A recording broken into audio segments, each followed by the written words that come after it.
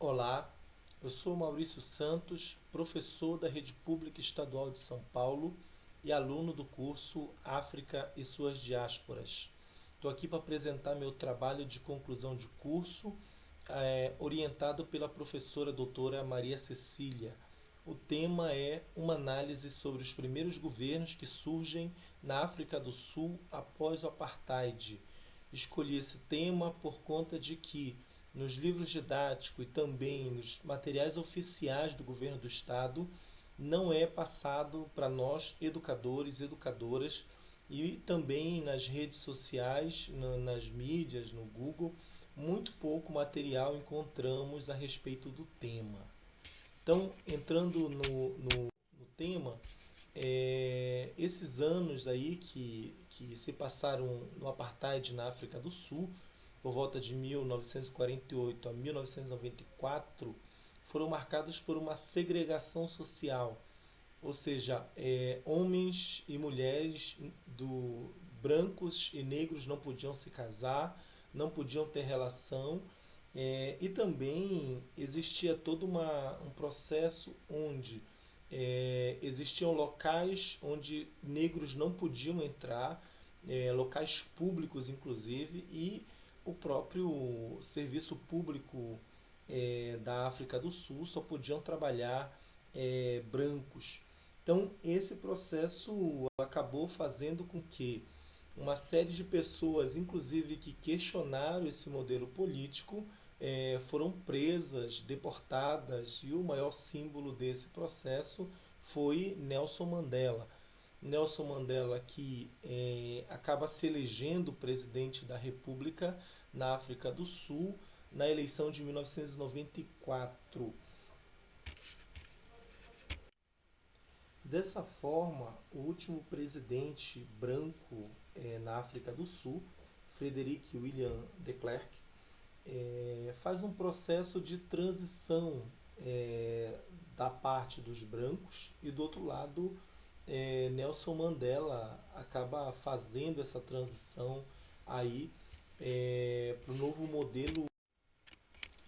Dessa forma, a transição que vai ser feito entre o modelo do apartheid para esse novo governo colocado aí pelo CNA, governo encabeçado por Nelson Mandela, vai ser um processo de transição dialogada entre, de um lado, o Frederick William de Klerk, que é o último presidente branco, e, por outro lado, o Nelson Mandela, à frente do CNA, vão ter toda uma política de transição de um governo para o outro.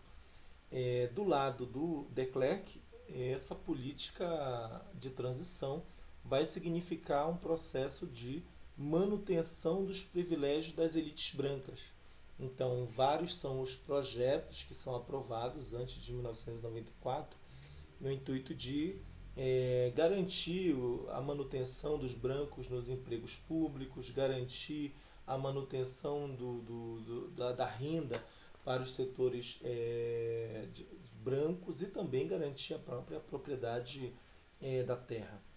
Do outro lado, Nelson Mandela, à frente do CNA, fazem todo um processo que é tentar tirar a radicalidade que tem o CNA naquele momento. A própria eleição que vai se dar de 94 vai ser uma eleição marcada por uma política bastante de tentativa de mudança social, de mudança política no país. E essa política mais radicalizada aí é uma política colocada pelo Partido Comunista, pela Central Sindical COSATU, que são setores que vão apoiar o Nelson Mandela no processo de eleição e derrubada do apartheid aí, durante esse período. E fruto desse processo, Nelson Mandela, ao entrar no poder, vai instituir o RDP. O RDP, que é um programa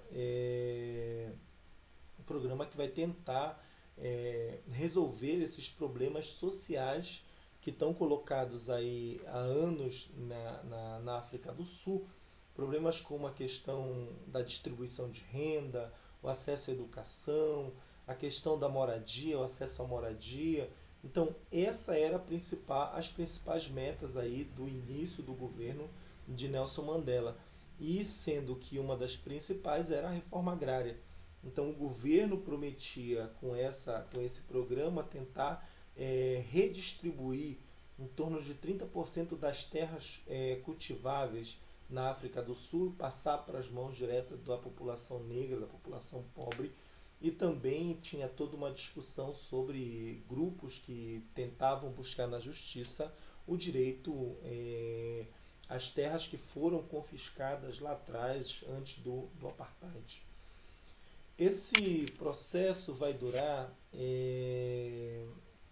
até o novo projeto que vai ser instituído pelo governo do CNA por volta de 1996, o projeto chamado GA. Esse projeto GA vai mudar a perspectiva do governo e vai trazer um governo muito mais preocupado com a sua situação internacional, muito mais preocupado com os acordos firmados com o Fundo Monetário Internacional, com o Banco de Desenvolvimento Internacional, e isso vai fazer com que toda aquela política que estava se desenvolvendo pelo governo seja agora colocada de lado, e o governo do CNA, do Nelson Mandela, começa um processo de implementação de políticas neoliberais, que o centro será a questão de garantir um desenvolvimento econômico e garantir lucros para as empresas que venham para a África do Sul. Por último e não menos importante, os governos do CNA, sem dúvida, investem bastante em educação. Há uma tentativa de reverter todo o processo, incluir a população negra, pobre, dentro do mercado de trabalho, resolvendo a questão do desemprego. Há uma política de investir muito mais dinheiro na educação, nos programas sociais.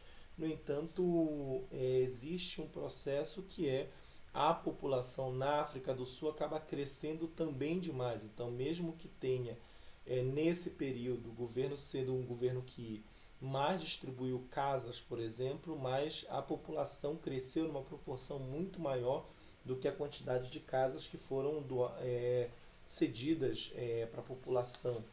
E também a própria quantidade de empregos. Mesmo tendo sido uma quantidade significativa, a quantidade de aumento e crescimento da população faz com que esse processo não resolva o problema do desemprego, e esse problema do desemprego acaba sendo, inclusive, aumentando em termos de proporção naquele período. A conclusão que dá para chegar é que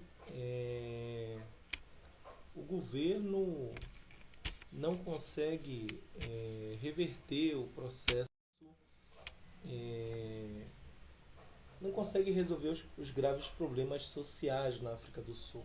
Esses primeiros governos, principalmente por conta da questão do governo ter priorizado esses acordos internacionais.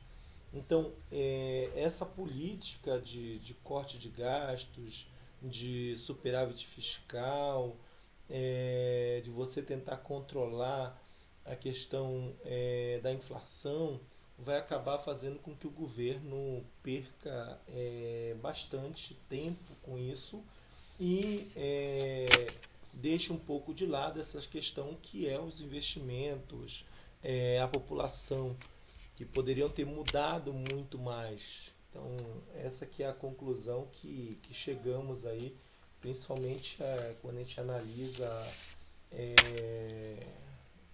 textos e materiais como o do próprio Rafael Dias Lavaux. Obrigado, espero ter conseguido passar para todos aí o trabalho, o tema do trabalho.